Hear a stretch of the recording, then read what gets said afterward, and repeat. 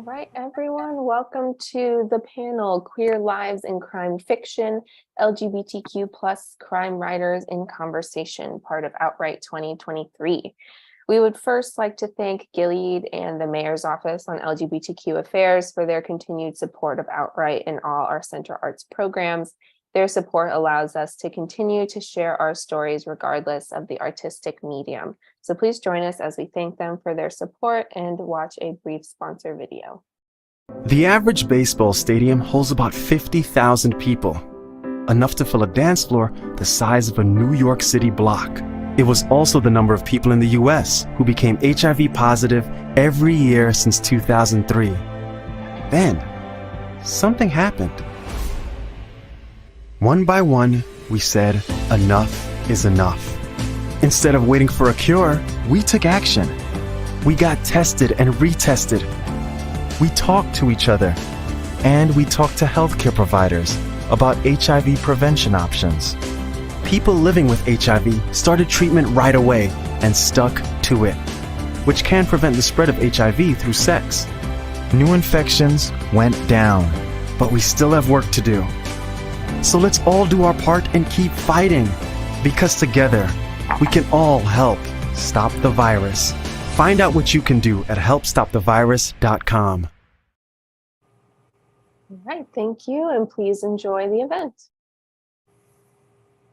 Hi, everyone. My name is John Copenhaver, and I will be moderating this event. I'm very excited to do this. I think we have an amazing crew of writers to talk about queer lives in crime fiction, and particularly sort of its impact, both on the genre, but also, what it means to be a queer crime writer in this day and age. We'll dive into lots of different issues.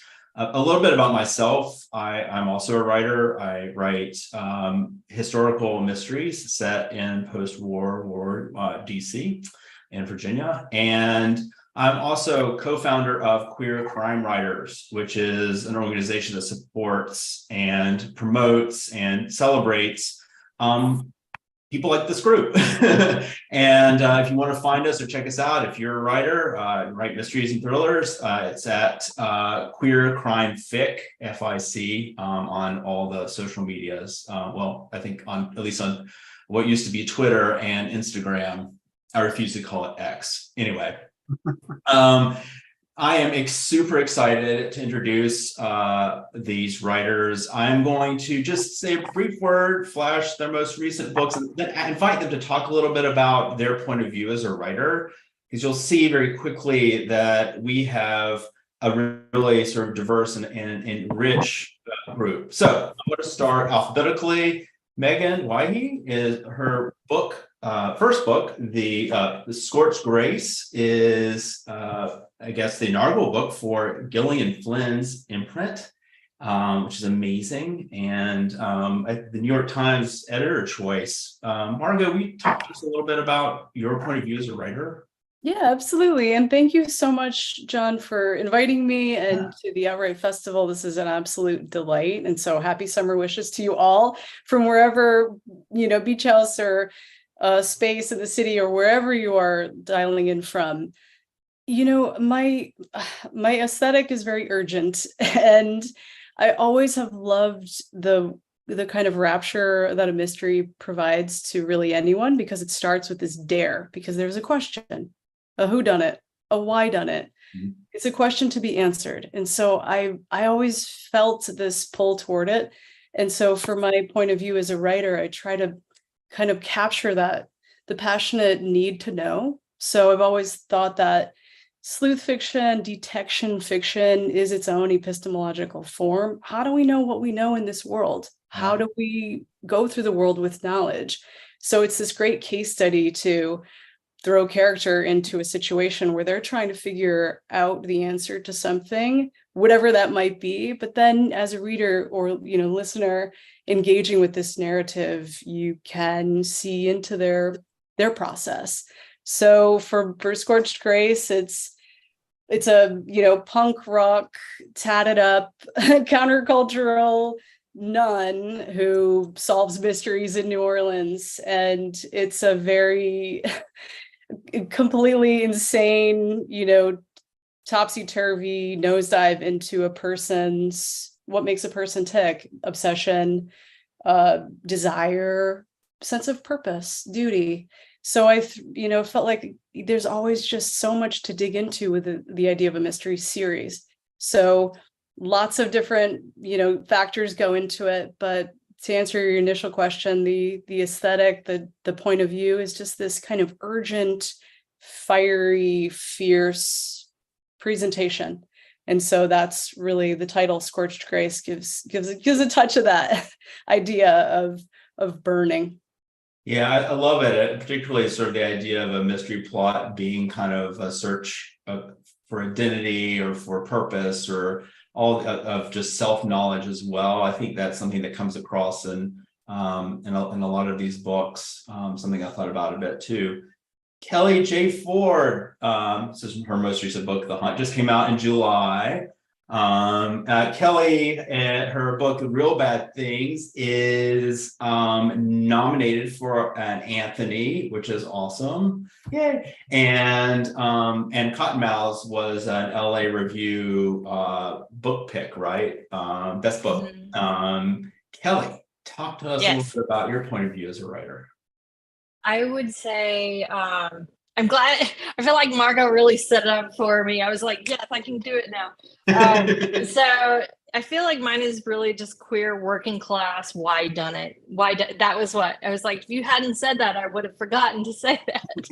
But so for the most part, I'm just exploring extraordinary things that happen to really ordinary people, and by extraordinary, really just small town crime. But sometimes, it's the small town crime is kind of big, and you don't really hear about it so much. But it also touches on a lot of the social issues and working class life that is kind of hidden in the shadows. And it's all pretty much based in my home state of Arkansas, because for some reason I can't leave.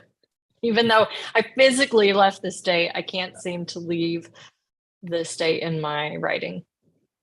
That's really interesting. I think we'll get into place later, but I'm interested to hear what you have to say about that as we chat. Robin Geigel, this is Robin's third book, and the first book, By Way of Sorrow, was named one of the best crime novels in 2021 by Crime Reads, and Survivor's Guilt won the Joseph Hansen Award for LGBTQ writing. I think that was also an inaugural award. Was that true? Is that true, Robin? It was. So it's a fairly new award. It's super exciting. Robin's a lawyer. Robin, I'll let you talk about your point of view, though. Thank you, John, and so wonderful to be here and to be with all these amazing writers. It's such an honor. I've come to writing late in life. I am an attorney. I have practiced law for 45, almost 46 years now.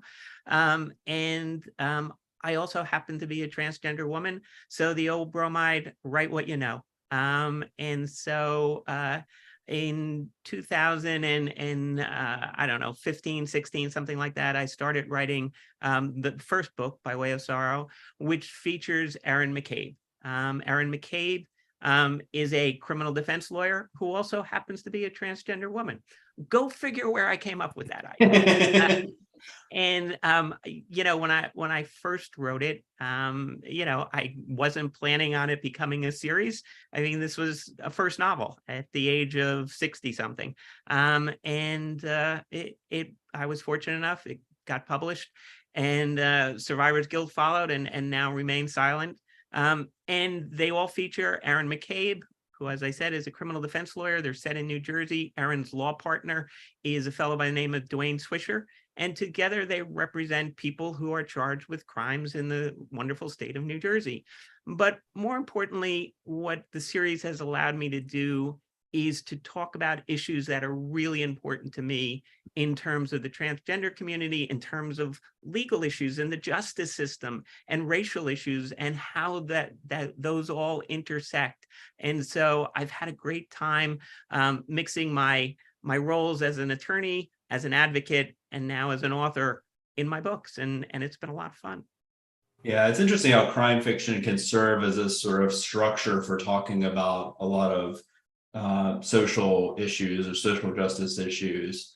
It's entertaining, but it's also like a very like compelling tool. A lot of the sort of qualities of crime fiction serve that very well. Greg Heron. I'm holding up several of Greg's books. Greg, probably a lot of you already know or should know. This is Greg. I can't remember this. Is this the most recent? I know She Deserved It was released about the same time as this one. I know this is the most recent. But one thing that's I think particularly remarkable is that Greg has been nominated for 3 Anthonys. By the way, if you guys don't know what Anthonys are, there's a big conference that happens around the world in different places. This is happening in San Diego this year, but it's a big mystery writers conference. And Greg has best anthology, best humorous, and also best YA, which is She Deserves It, which thank you. Okay, I have a copy. I don't know where I put it, I swear. But I think one thing that kept on occurring to me, even as as I'm sort of mentioning awards here and this kind of thing, is these aren't just like awards for best LGBTQ this or that, but general crime writing awards that we're finding ourselves in. Anyway, Greg, tell us a little bit about yourself as an author. Everyone else sounded so smart. I'm kind of afraid to say no. I've been doing this for a really long time. I like Robin, my Scotty series started out as a standalone, and I'm working on the edits for the 9th. I don't know how this has happened. I don't know how any of this happened. I don't know why I'm even here. But I write about what interests me. I find something that bothers me, or I'll see a crime story or a new true crime story or something on the news, and I'll think, God, it would really suck to be that person's neighbor or that person's son or that person's mom or that person's spouse. And then I start thinking about it, and that's where I start coming up with my fevered little brain starts coming up with what I want to write. I find that I write about social issues a lot. I'm hearing some feedback, Greg. Sorry. that was me nervously doing my fingers on the table. Oh.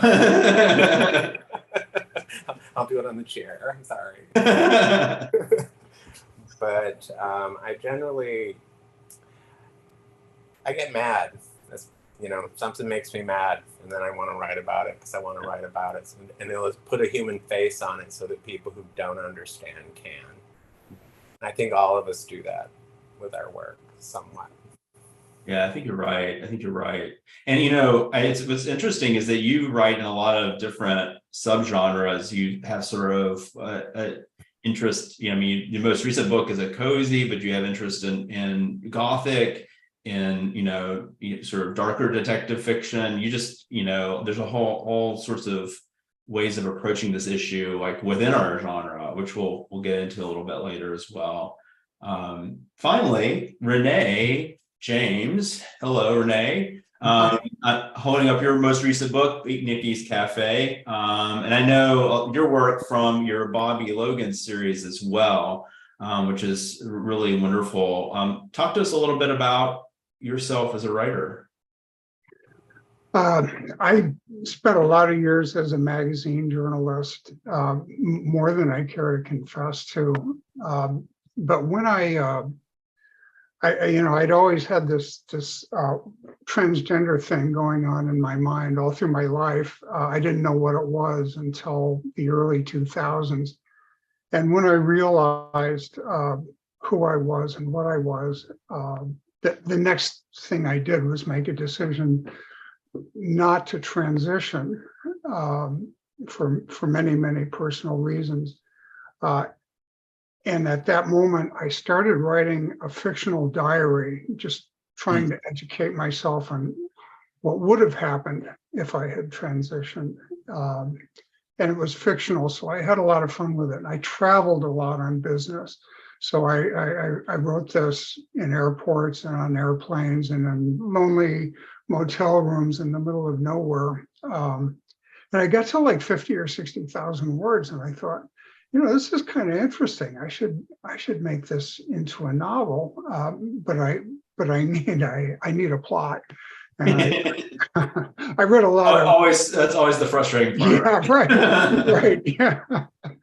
So I was reading a lot of airport fiction at that time, and I didn't have the chops to make it a legal thriller. So I tried crime, and it started me on doing books about transgender heroines who. The mystery isn't who did it. The mystery is how is she going to survive it and have her values and character intact. And so that's my sad story. Beat Nicky's Cafe is sort of the latest iteration of that. The other thing that I've sort of inadvertently done, and I realized that when I was working on Beat Nicky's Cafe, is that my first book was set in 2003 Chicago.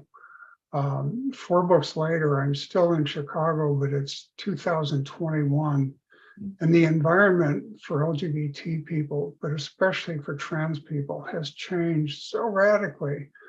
And even though I'm dealing with the consequences of the MAGA madness in 2021, even with that, it is so much better than 2003 when we were warned not to go out by ourselves, even in nice white neighborhoods, even well dressed and so on.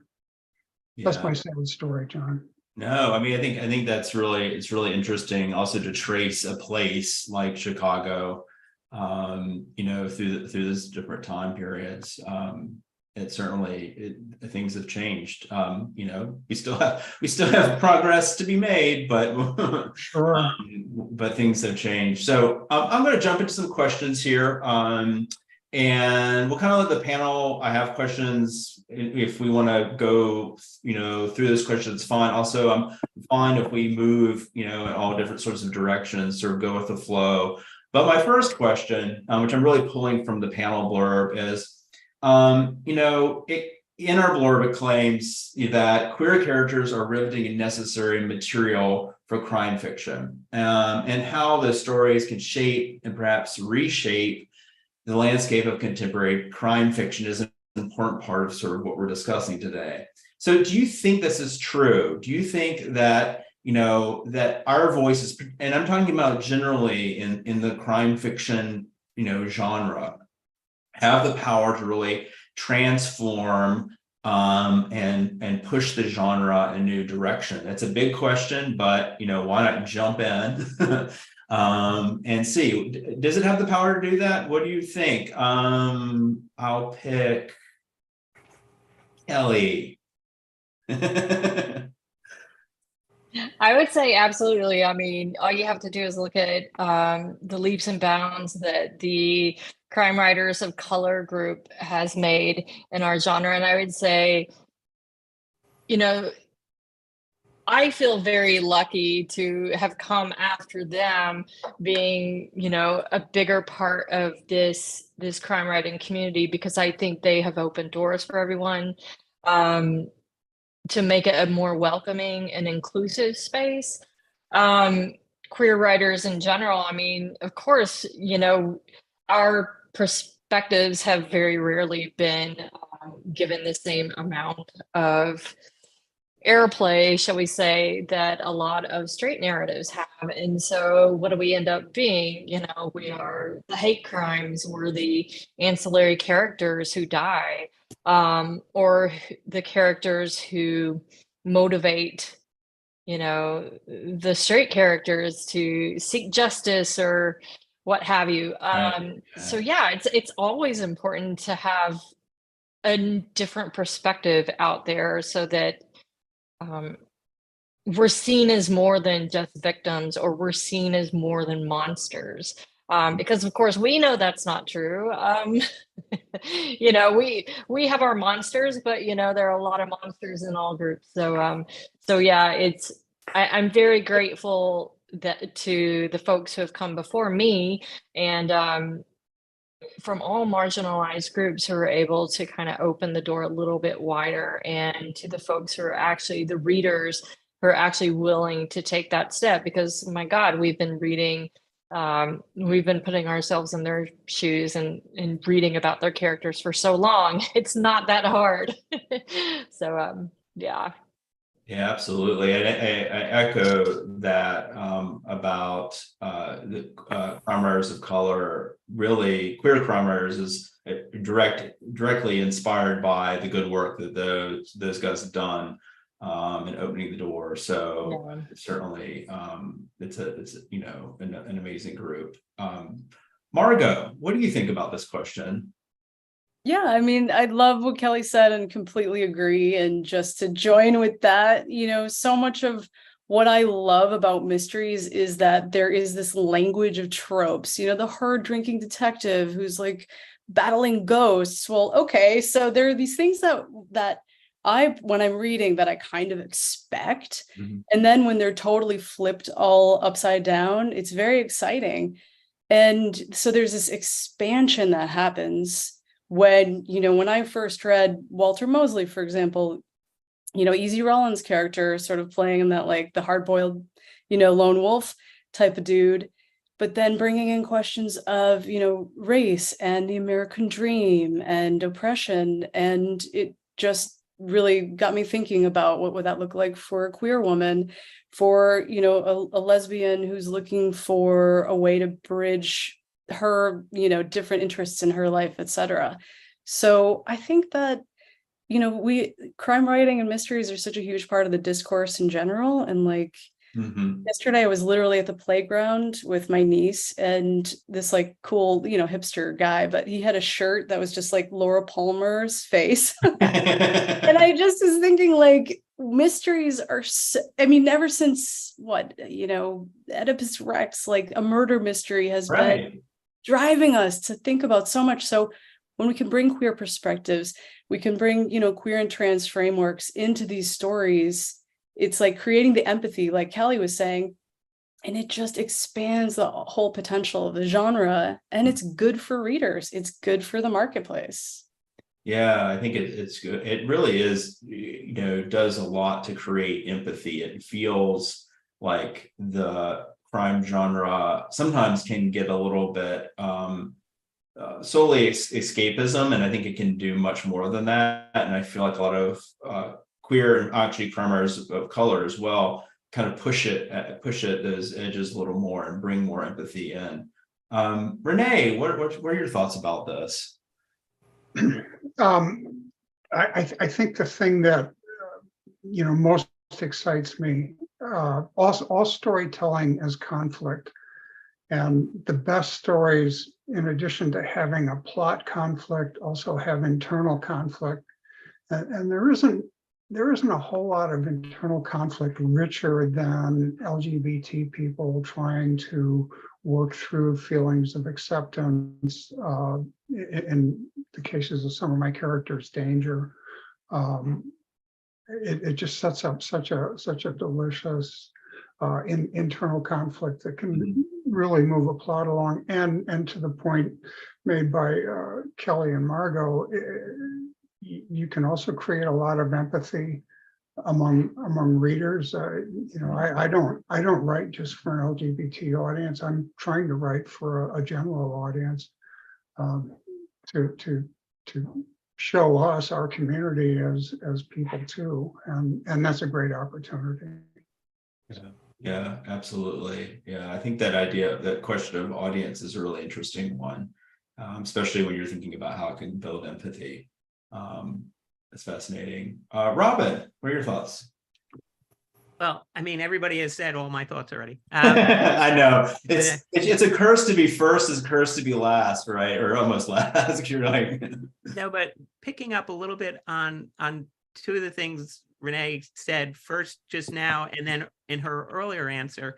As I said earlier, I started writing by way of sorrow in 2015, 2016, in that time frame. There was a different president. We were in a different place.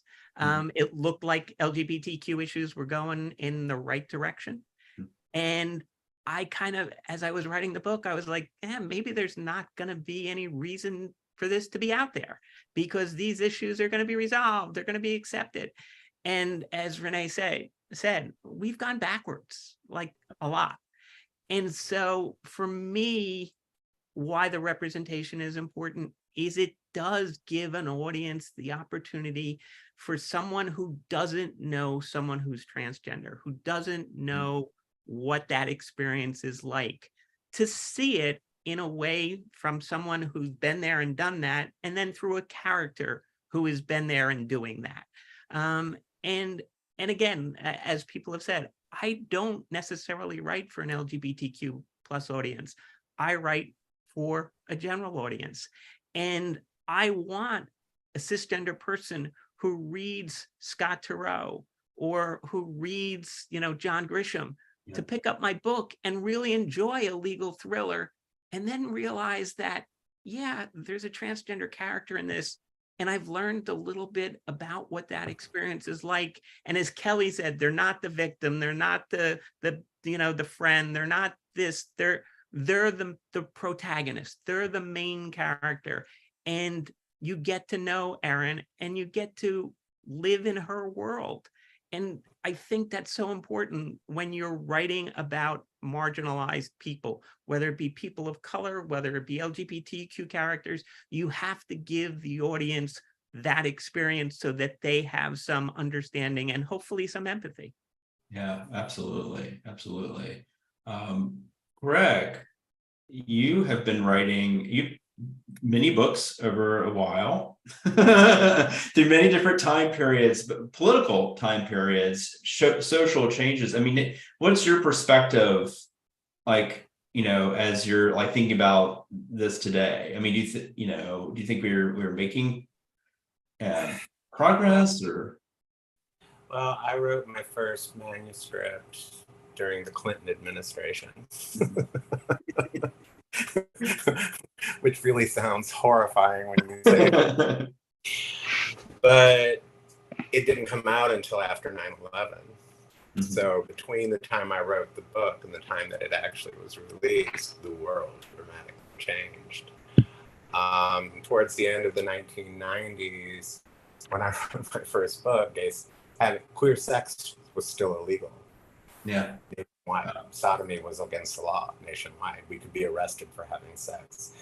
To be fair, it also included oral and anal sex.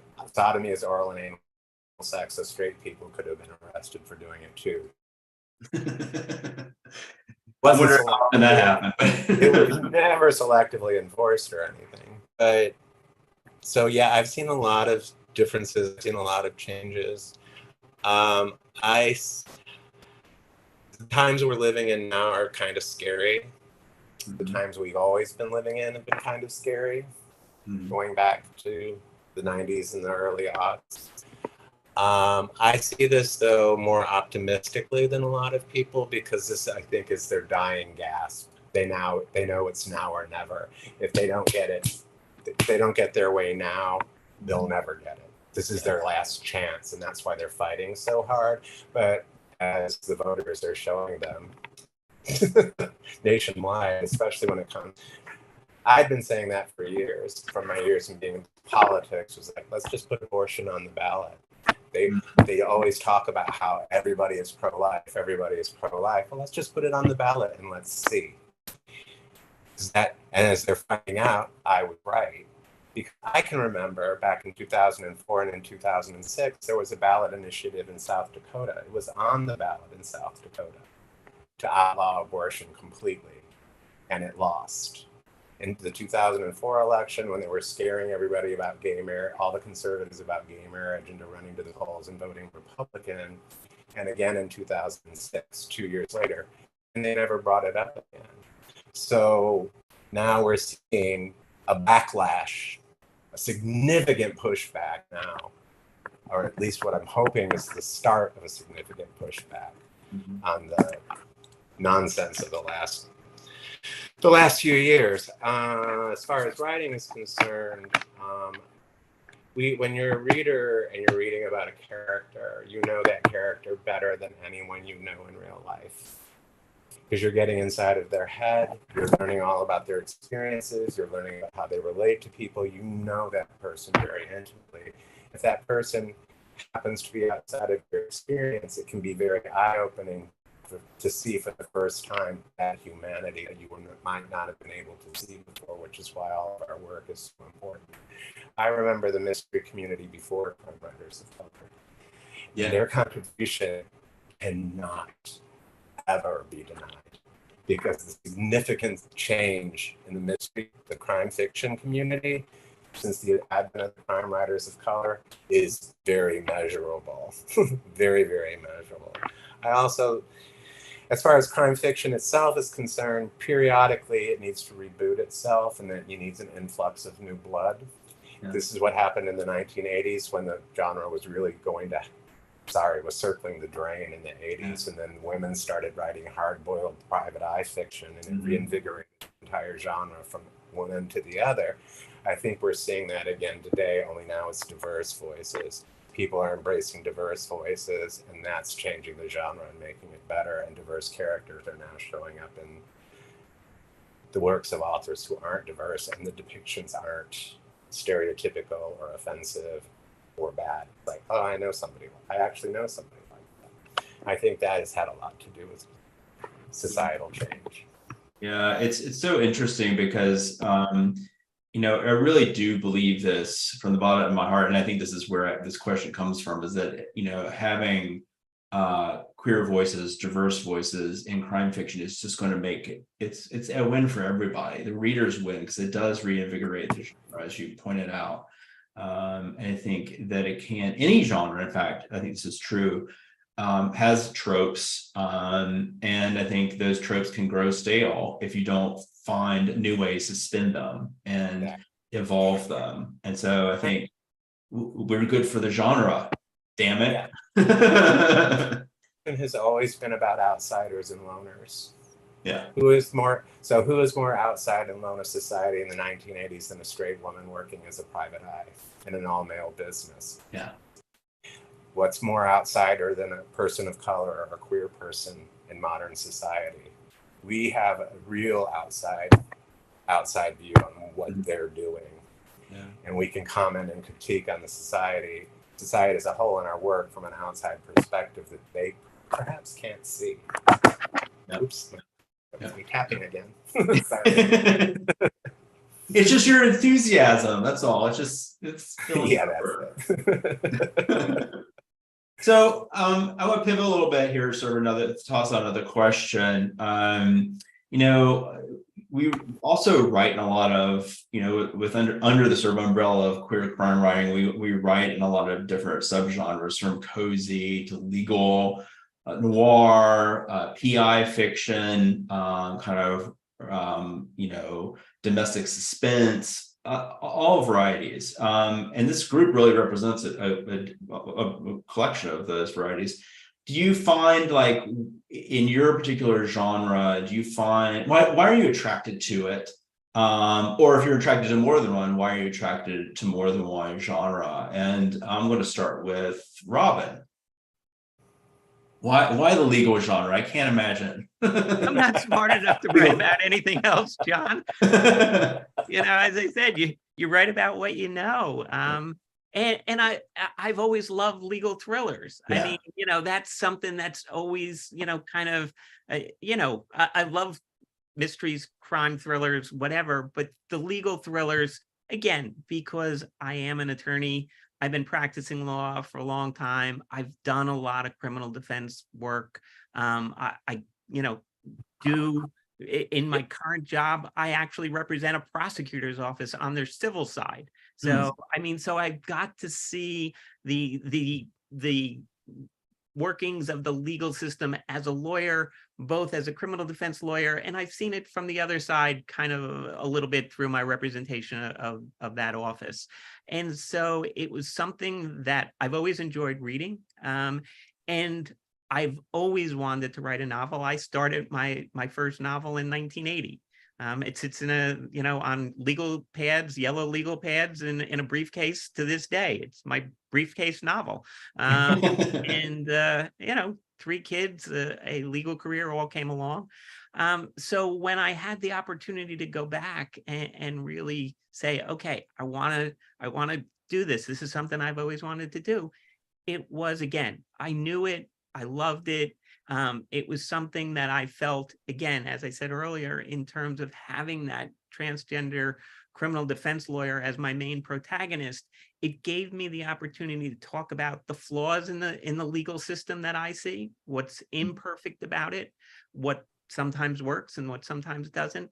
But it also gave me the opportunity to put forward a really brave, smart, fun transgender character in a setting that I was familiar with and comfortable. Yeah. And so that's really just what it was all about, just feeling comfortable and knowing it and being able to run with it. Yeah. Kelly, how about you? The genre thing is always tough for me because I feel like I don't fit neatly into any genre. And so I'm constantly like, maybe it's like Southern Gothic crime. Yeah. I don't know what that is, but anytime rural they put noir, or I don't know. Yeah, maybe it's rural noir, grit lit, whatever. But it's like whenever they put thriller on my cover, I'm like, oh no, because I know it's not. I love thrillers, but I'm not traditional thrillers. So I immediately, speaking of a general audience, I'm like, oh, they're gonna hate it because it's not, fast paced, whip smart, So yeah, I think I like the idea of, Southern Gothic with crime, even though that's not really a genre, just because I like these kind of dilapidated small towns where everyone's, just a little bit a Rose for Emily-esque, where everybody's got some strangeness going on in their family, and then it's like, oh shit. So also getting kind of like that Southern dark humor that kind of comes with just, you're faced with something really bizarre and you're like, well, what now? So yeah, I mean, I'm really grateful that my publisher actually thinks that I write thrillers. That's cool. But so yeah, what I know is, growing up with those kind of stories, they're around the fire stories. And then just also my grandma, I mention my grandmas all the time, but both of my grandmas, one was super into romance and the other one was really into true crime. And for me, it's just, it merged in my brain and made me the writer I am. Yeah. No, I think it's really interesting. I kind of like the subgenre question because I feel like in some ways we all chafe against it a little bit. I do personally, so it's kind of fun to see how folks respond. Yeah. Well, it's a marketing and a publishing thing, right? It's not a writer thing. Yeah. I don't know a lot of writers who go into it saying, I'm going to write this. We're just like, oh, I have this idea for a really fascinating story, or we just have that itch inside of us of just something we got to get out on paper. And so then it's like, as soon as it's marketing, it's like, woo, there you go. Okay. Since we're on this, we're talking about Southern Gothic. Greg, I have to go to you next because I know you're also a huge fan and write a lot sort of in that genre. What draws you to it? Well, I'm from the South. I think there's, like Kelly, I identify very strongly with where I'm from. I didn't grow up in Alabama, but I was born there. And as we say down here, that's where my people are from. Mm-hmm. That's where all of my family is from. But I didn't grow up there. My parents moved up north when I was 2.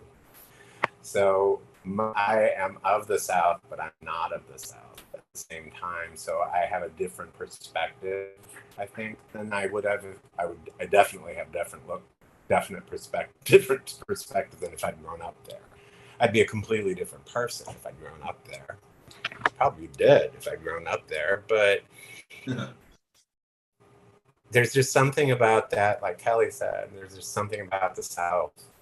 There is just ripe with everyone in the South is a storyteller. Everything is a story. You sit around and you listen to stories about this and that or the other and this relative and that relative and this ancestor and this ancestor and this and that and the other. Everyone has a story to tell, and I love that whole Southern Gothic feeling of the heat and the flies and the watermelons and the hot fields and the red dirt and that gets everywhere, and the houses are always just kind of breathe on them a little too hard, they might tip over, and there's always a hill somewhere in the woods back behind the house somewhere. I spent a lot of time there growing up, but I didn't really, so I don't know, Bury Me in Shadows for me was an attempt to deal with the heritage. Mm-hmm. My heritage of what our family is and what our family was and where we're from. I think Southern Gothic lends itself naturally to crime.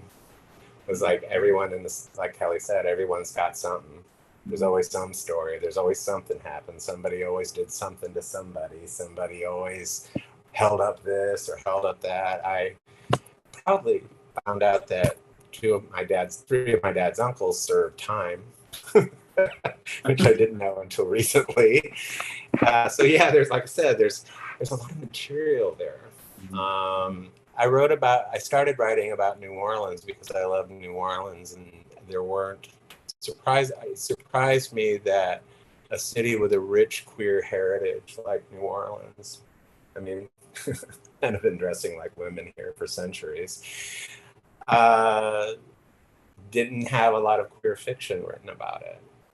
When I first moved here, I wasn't aware of J.M. Redmond. I hadn't discovered J.M. Redmond yet, but at that point in time, she'd only had 2 novels out when I first moved here. Wow. She only had 2 novels out, and she hadn't really become J.M. Redmond yet. And I actually met her after we became friends after she became J.M. Redmond. But I wanted to write about New Orleans from a gay male perspective, which nobody was doing. And I actually didn't even think about it until afterwards, but then I wrote about bar life in the French Quarter and what it was like to go out and the free sexuality, all of that stuff, which also loans itself to crime novels. Yeah. It's always amazed me that we haven't had more gay serial killers, because a gay man will go home with a total stranger. Yeah. It seems like we're getting a lot of that. Interestingly, there's all this sort of we're starting to talk about that more now in a real pop culture way. But Last Call was a great book, and the series is good. But and people disappear in New Orleans all the time. I mean, there's water. We're surrounded by water. It's really easy to get rid of bodies here.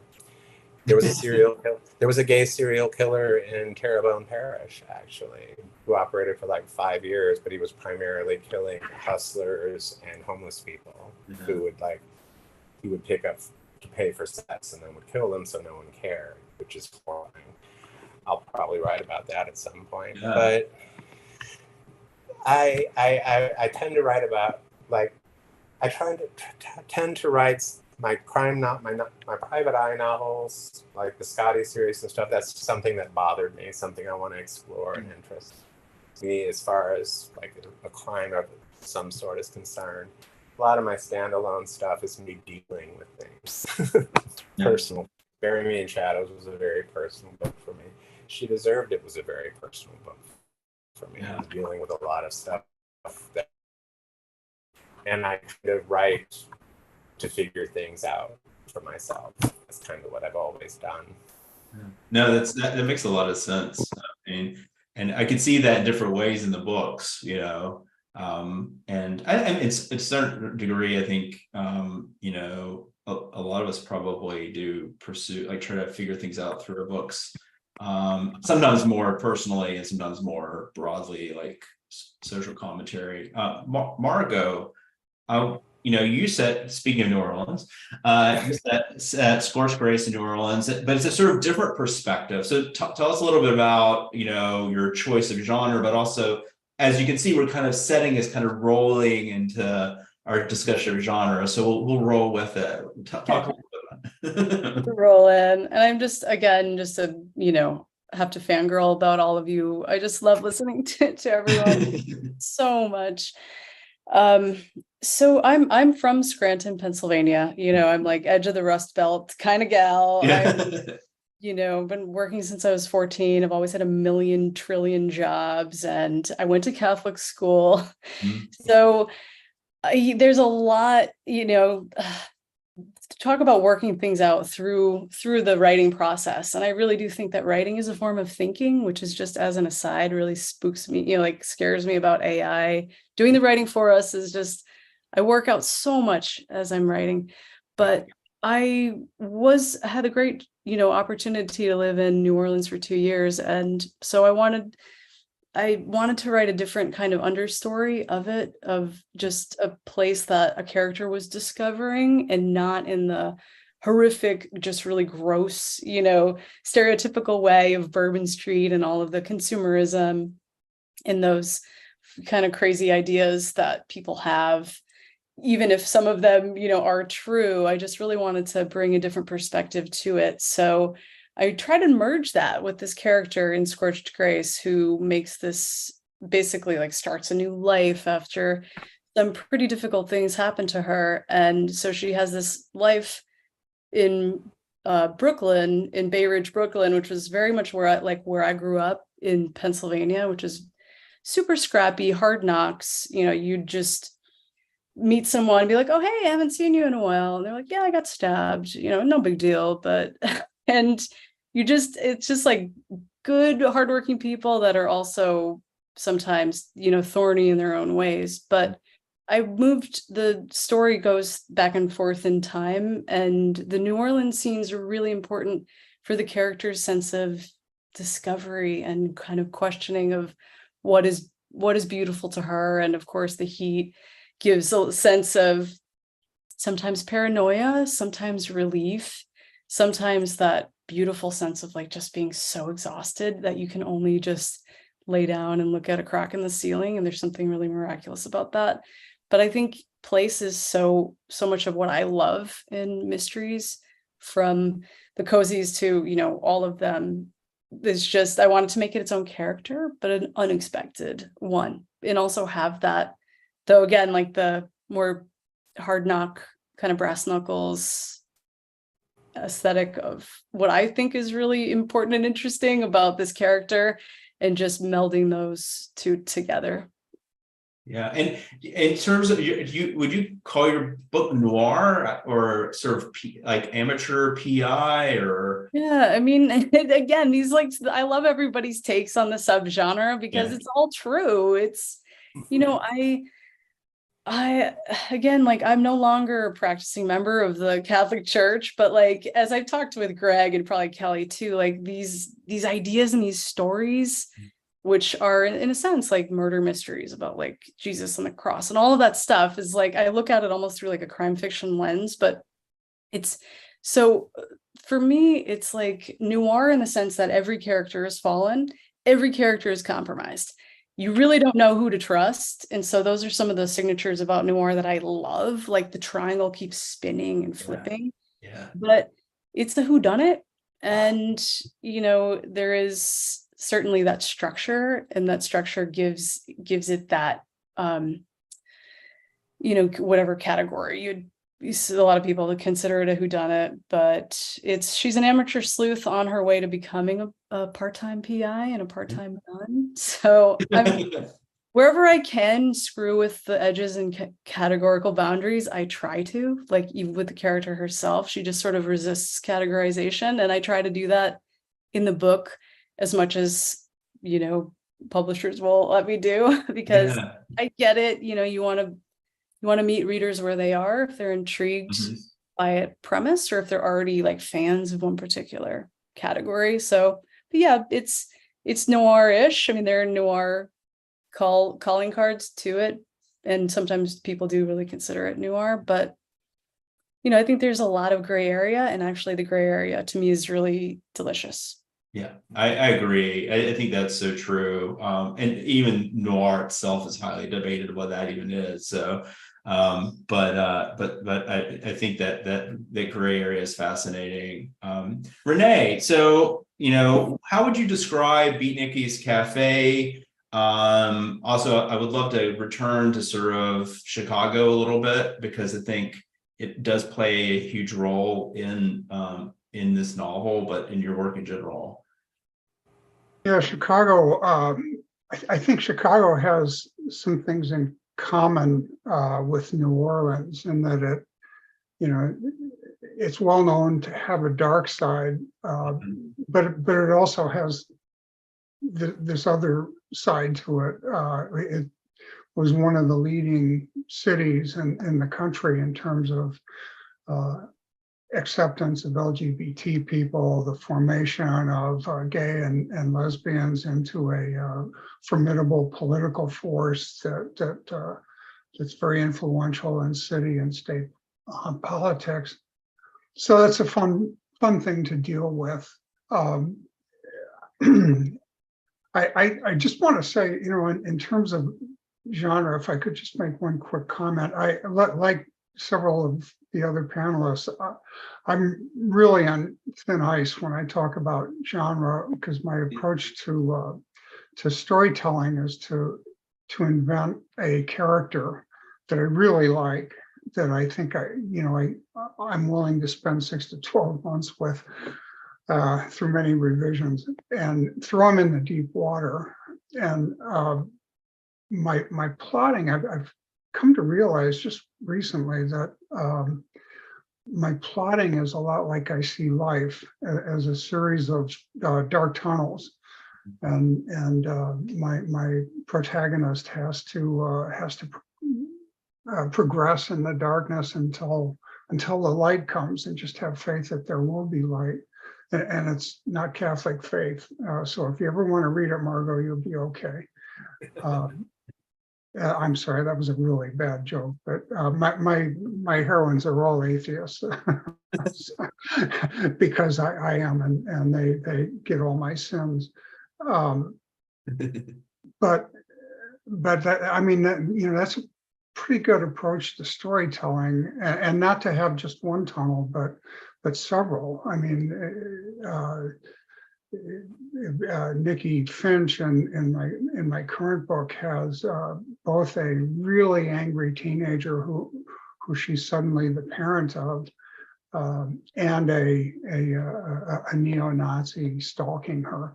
I don't know if it's good reading, but God, it was fun to write, and that's good reading. Really important.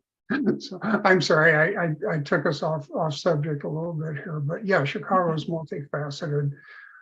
Unfortunately, my last book I wrote during COVID, so I didn't get to go down and go through the cool neighborhoods and stuff. But I will in my next one. Yeah, it's really interesting. It clearly, like this, not only is genre itself hard to define, but place has some influence or shaping of how we even think about that category. It's kind of fascinating, things slid into each other. I'm really fascinated by something that I saw throughout a lot of your books, and this is sort of the idea of a queer parent, or a queer character looking for a parent or surrogate parent. It was fascinating to me how much the topic of parenting from different angles was popping up in your work, and I would love to get some thoughts about that.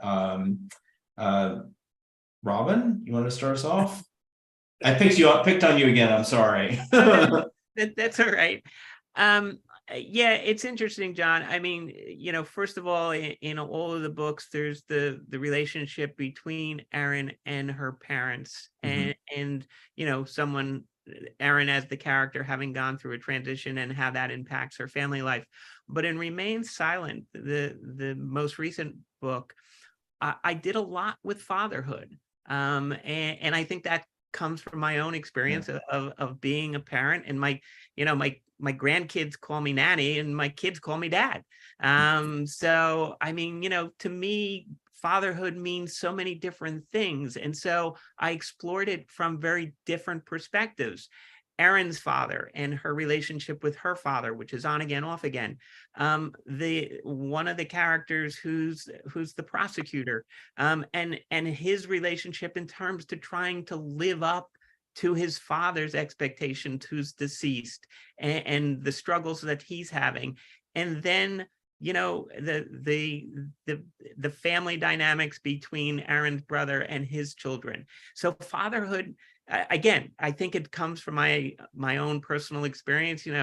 Margot was saying how you take those things that have occurred to you and you explore them, and it's, if not too many people, when they read Remain Silent, well, not too many people read Remain Silent, but not too many people, when they read Remain Silent, said, we're seeing that right now. said, oh, Robbins explored, fatherhood and the relationship of children to their father.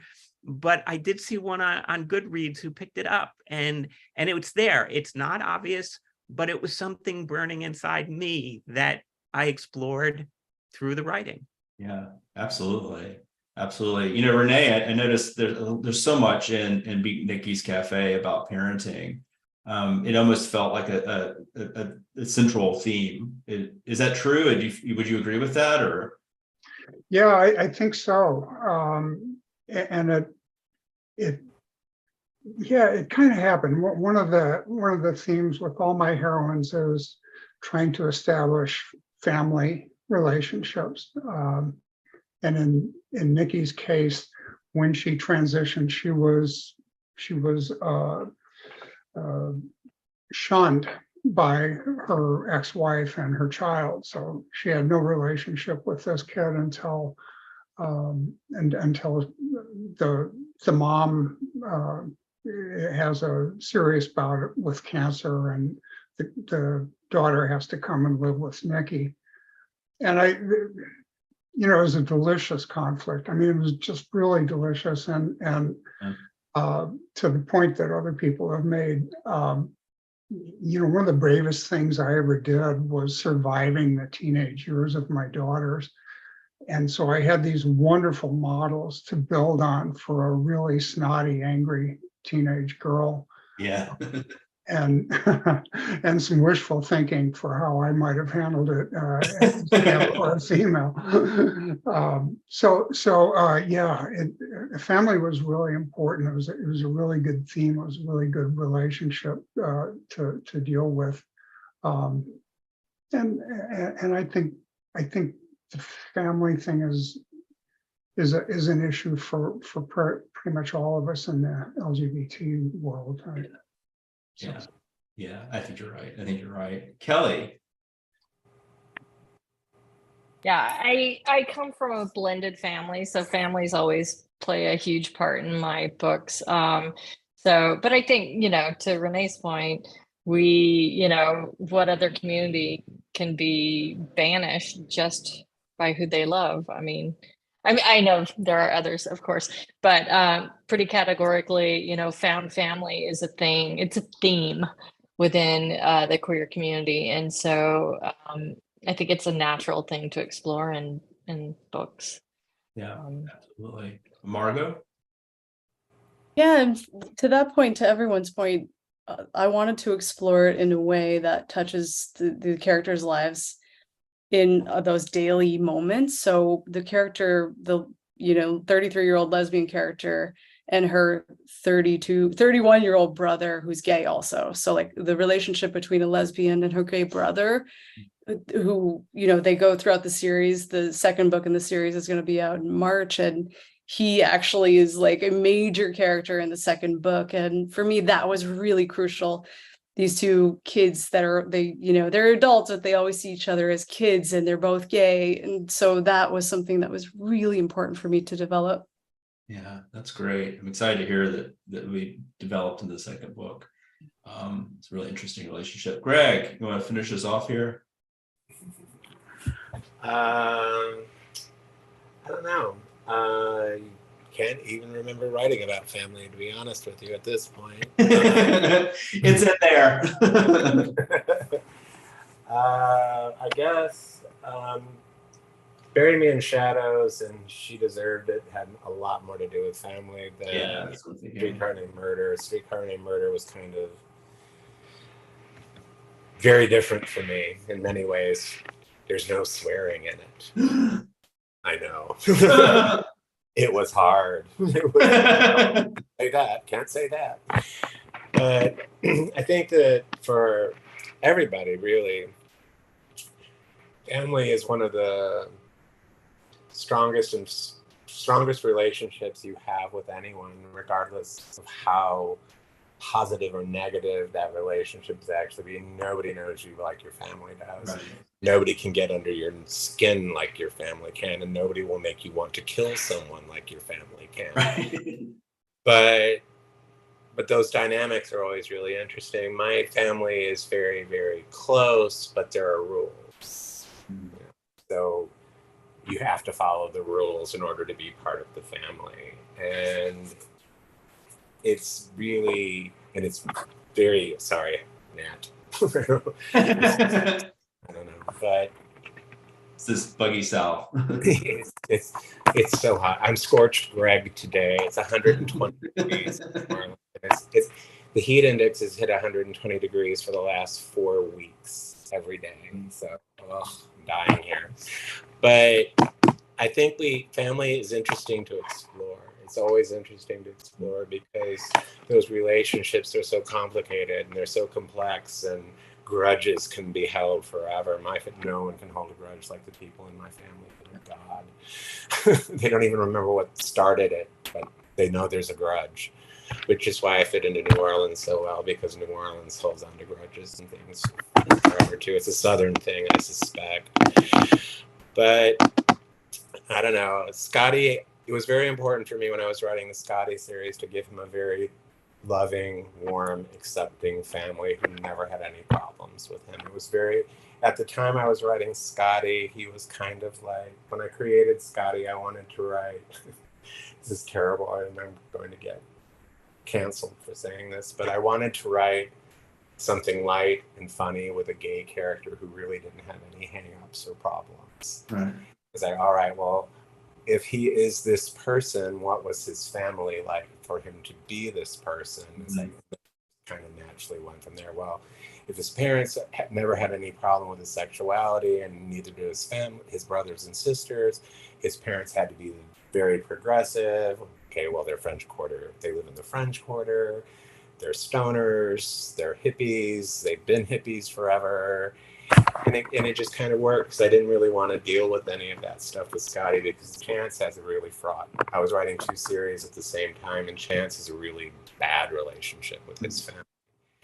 And so I didn't want to I was trying to make the 2 series as completely different as possible, because basically I was basically told, oh, you're writing 2 series in New Orleans. You're just writing the same series twice. And so I'll show you. I'll show you a completely different series. And so, yeah, for me, I'll probably, and even now, family relationships for me are really in my mind, because dealing with Bury Me in Shadows and She Deserved It, and dealing with my family history and my family relationships and so on and so forth. And then my family relationships have changed since I wrote those 2 books, because my mother passed away earlier this year. So my relationship with my father has completely changed. And I'm seeing my mom. My dad is telling me about my mother, so I'm getting an entirely different picture of who my mother was. And that's kind of interesting to me as well, because to us, they're not really people, they're our parents. Right. But also, we always forget that they're people too, and like people, they have flaws and they have mistakes and things happen to them, and this affected them this way and this affected them this way. And learning things about a lot of things about my mom that I never knew that I've inherited. Isn't it great when you realize, Oh, so that's what that is. you discover yourself in your parent. I just thought that was normal. It's a clinical diagnosis. Mom had it too. Great. I'm 62. Now I know. But so that's probably going to affect what I write. It'll probably show up in stuff that I write. Oh, it does. I mean, it does. I think it's really true. And on that note, I know we're at a time frame here. We got to wrap things up and make space for the next panel that's coming through. But thank you all so much for your time, for your amazing books. If you're listening to this, please go out and buy those books. I think there's a bookshop.org related to Outright, where you can find those books very easily. Just ping me on social media and I'll tell you all about them. So please read and enjoy these great writers. Thank you guys so much.